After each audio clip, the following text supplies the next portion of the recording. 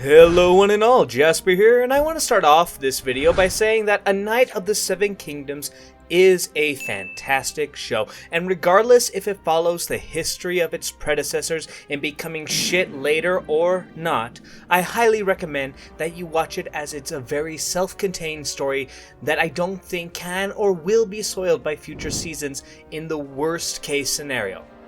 But I always found it difficult to praise something.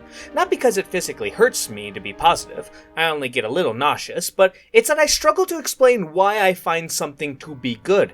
And when I come across something that is good, all I can say is, I like that. So, for the sake of entertainment, I'm going to go over the flaws of the show, because let's be honest, there are flaws. This is not the 9 out of 10 people are saying it is. The books were not even 9 out of 10. I would hesitate to give it an 8 out of 10. So, let's talk about these flaws, starting from what is probably the more accepted issues of the show we can all agree on. The first one we see on TV hits you like my dad when I got him the wrong beer, but it's the gross out humor. Dunk shitting by a tree, the brood of Bracken farting, the Ashford chair, these moments are particularly unfunny. Though I would be lying if I said none of them landed. The prostitute who was being dressed up as a cadaver, Arlen pulling out his hidden greatsword to piss, and honestly, I might give the brood of Bracken a pass if I have enough drinks in me, but it's clear the humor is at its best when the punchline is a bit more than just gross. There has to be more substance to it, and at the very least, it has to hit harder. In fact, they apparently cut a joke where a man falls into a latrine. Giving the bare bones description of what I heard about it, I think it actually would have been far better to keep that one and cut some of the others. There's more substance to it. So the show doesn't need to completely divorce itself from the potty or gross out humor, but it does need to refine it, polish that turd until it sparkles like a diamond. Next bit of universal criticism. The last scene with Maekar. I'm sorry, Ira, I don't know if you and George have plans for this going into the second season, or if this was just thrown in last second as a funny moment, but it doesn't work. Not only does it remove any development that Maekar could have or does go through, it also damages Egg. His lies are what in part led to what happened to Dunk almost losing his life, the death of Baelor, and the Humphrey brothers. Serious shit happened. To see Egg just default back to lying in order to travel with Dunk, especially since in the show Darren makes no mention of retracting his statement of Dunk kidnapping Egg, the issues of this one single moment I think is much more widespread than anyone could have intended, and I honestly hope that HBO treats it like the Starbucks cup from season 8 and just takes it out. While I'm at it, if we pretend that the last scene doesn't exist, then there's also some other scenes that should be moved around. Remember when Maekar catches Egg about to kill Arion, and then later has a meeting with Dunk about Egg going out to squire with him, only to shoot the idea down? Well, if we switch these two scenes, then you get something that works very well. One might say perfectly, as Maekar refuses to send Egg off because he still loves him, but when he sees his son about to kill his other son, he realizes that if you love something, for lack of a better term, you gotta let it go. Whatever's going on with Egg in this family dynamic is poisonous, and so he needs to get away. And finally, the flashback that takes place in episode 5 during the fight. It overstays its welcome, especially near the end with Sir Penertree singing Dothraki and Dunk just quietly following along. Alright, that's all my criticism that from what I've seen a large majority of people will agree with me on. But this last bit might be a bit more dicey. Okay, let's start off with the big one. A lot of the filler adds nothing.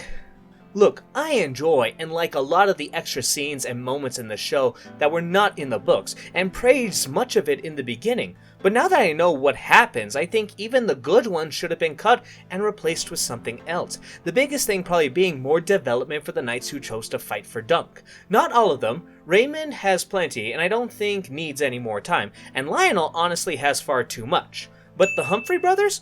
When I watched this with my father, he recognized Harding as the one who got his leg broken, but he had no idea who Beesbury was, since the guy didn't have a single line until the penultimate episode, and even then it's just the one, only for him to die off screen. Giving these two any sort of development would have been leagues better than setting up an offer for Dunk to win a joust by dishonorable means that doesn't go anywhere. And at least Beesbury has a strong motivation when you know who he is, but Robin? I guess it's cause he's a little crazy and zealous, but of all the knights here, he probably needed the most screen time and doesn't get it. And I know the perfect place to take and give it to him. Lionel Baratheon scenes. Here's a take that I'm sure I'll get some heat from, but I don't care for Lionel. I see the fandom stain their underpants whenever he was on screen, but I can't help but be frustrated. First off, this isn't Lionel. Lionel is an almost 7-foot-tall monster called the Laughing Storm, one of the finest fighters of his time and in history. Do you see any of that when you look at Daniel Ings? He would have been a fantastic Renly if he was cast in Game of Thrones 15 years ago, but Lionel, he is not. Plus, what development he gets kinda takes away from the draw of Lionel in the books. He loves to fight and signed up with Dunk's side purely for the history and spectacle. In the show, yeah, he says he wants to fight the Kingsguard, but because of all the development he's been given, it feels like he more so wants to help Dunk sheath his sword than any thoughts of glory, especially in the final episode. And you know what makes it all more frustrating? I do kind of like Lionel in the show. I like the character, and the actor was good in the show, but it wasn't right. It was like when Tom Cruise played Jack Reacher, or Faramir in Lord of the Rings. I can enjoy or even like that character, but I'll still grumble about the differences between them, and the original source pretty much makes them a wholly unique character. I think what they should have done is have Daniel play Robin and cast as some giant off the streets who knows how to laugh for Lionel. Now I know why they chose to develop Lionel, since he is one of the handful of characters who could come back in future seasons. Not the books though, cause we're not getting those. But anyways, since he can come back, it makes sense to give him more development and scenes. I just wish that development wasn't to change him into a completely different character. Heck, while complaining about Lionel, I realized I could also say the same thing about Aerion. Man is just a Diet Aemon, who is already a Diet Daemon, so what we have here is a Diet Daemon, rather than the book character, who was a Diet Viserys immediately, but I will admit, this one at least feels kinda tangentially related to his book character. At least in comparison to Lionel. Shit, at this rate I wonder if I should have just made a dedicated video on this particular topic with how much time is being taken up. But luckily, I have one more controversial criticism. Even more so than the last one. We spend too much time with Dunk. Look, I know he is the protagonist, and obviously we need to spend time with him, and in the books, it's entirely with him, but in a show, I say it's far easier, and dare I say, practical and better to be able to jump to other characters. Some of the best scenes in Game of Thrones were show-only creations. Robert's chat with Cersei, Hardhome, Tywin and Arya's interactions, Catelyn talking to Talisa about Jon, Chaos is a Ladder, and many more.